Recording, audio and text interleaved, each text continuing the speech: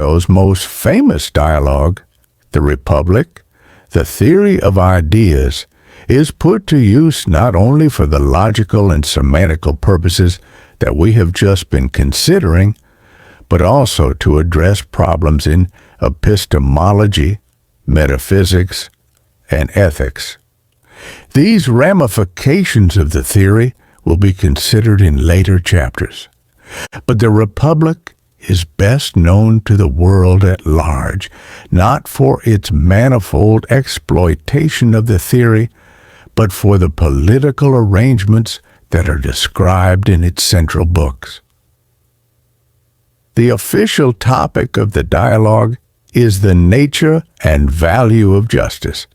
After several candidate definitions for justice have been examined and found wanting in the first book, which probably originally existed as a separate dialogue, the main part of the work begins with a challenge to Socrates to prove that justice is something worthwhile for its own sake.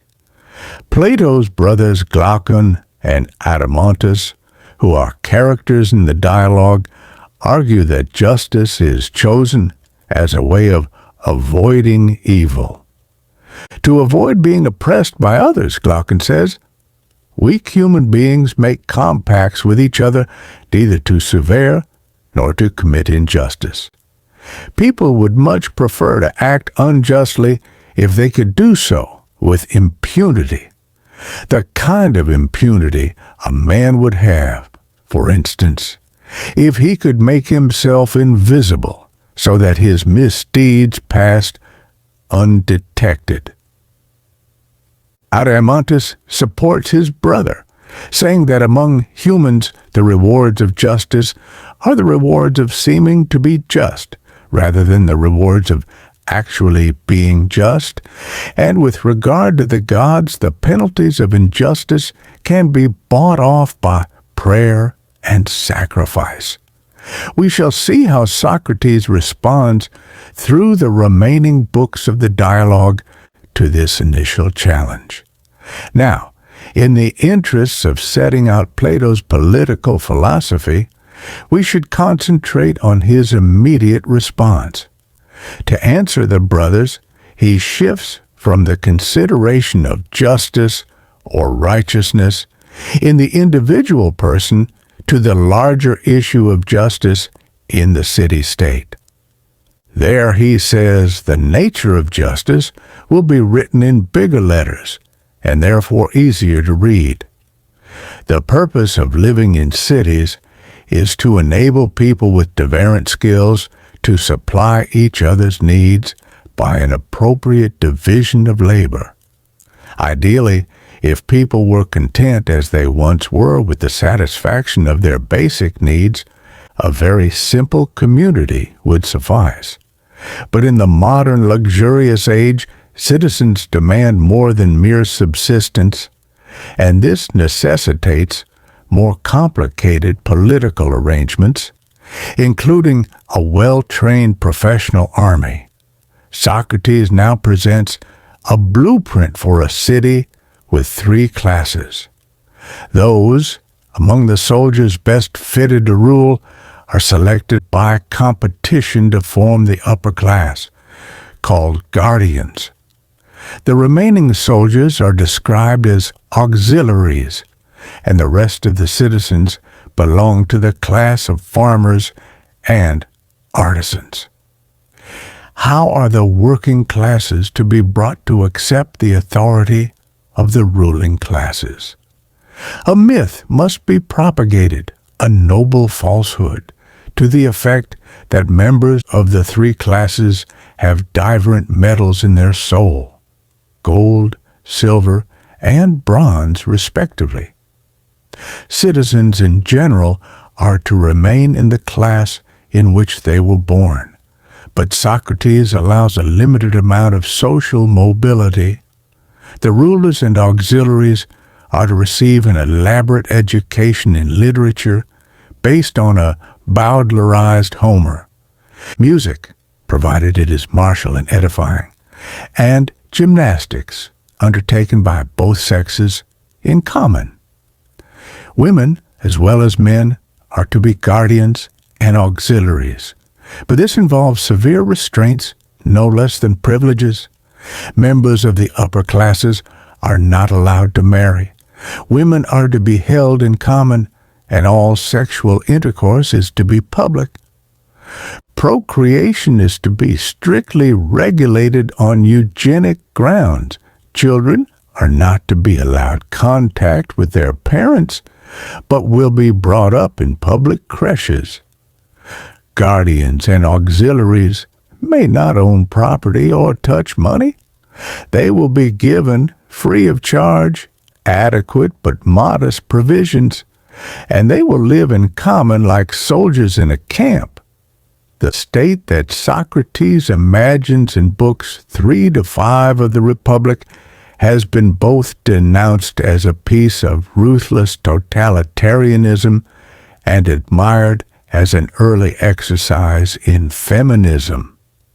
If it was ever seriously meant as a blueprint for a real-life polity, then it must be admitted that it is in many respects in conflict with the most basic human rights, devoid of privacy and full of deceit.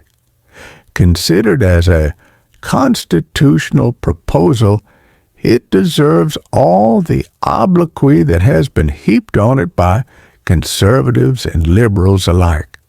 But it must be remembered that the explicit purpose of this constitution mongering was to cast light on the nature of justice in the soul, as Socrates goes on to do. Plato, we know from other dialogues, delighted in teasing his readers. He extended the irony he had learnt from Socrates into a major principle of philosophical illumination. However, having woven the analogy with his class-bound state into his core, moral psychology, Plato, in later books of the Republic, returns to political theory. His ideal state, he tells us, incorporates all the cardinal virtues. The virtue of wisdom resides in the guardians, fortitude in the auxiliaries, temperance in the working classes, and justice is rooted in the principle of the division of labor from which the city-state took its origin. In a just state, every citizen and every class does that for which they are most suited, and there is harmony between the classes. In less ideal states, there is a gradual falling away from this ideal. There are 5 possible types of political constitution. The first and best constitution is called monarchy or aristocracy. If wisdom rules, it does not matter whether it is incarnate in one or many rulers. There are 4 other inferior types of constitution: timocracy, oligarchy, democracy, and despotism. Each of these constitutions declines into the next because of the downgrading of one of the virtues of the ideal state. If the rulers cease to be persons of wisdom, aristocracy gives place to timocracy, which is essentially ruled by a military junta oligarchy, diverse from timocracy because oligarchic rulers lack fortitude and military virtues. Oligarchs do possess, in a rather miserly form, the virtue of temperance. When this is abandoned, oligarchy gives way to democracy. For Plato, any step from the aristocracy of the ideal republic is a step away from justice, but it is the step from democracy to despotism that marks the enthronement of injustice incarnate. So the aristocratic state is marked by the presence of all the virtues, the timocratic state by the absence of wisdom, the oligarchic state by the decay of fortitude, the democratic state by contempt for temperance, and the despotic state by the overturning of justice. Plato recognizes that in the real world we are much more likely to encounter the various forms of inferior state than the ideal constitution described in the Republic. Nonetheless, he insists that there will be no happiness, public or private, except in such a city, and such a city will never be brought about unless philosophers become kings, or kings become philosophers.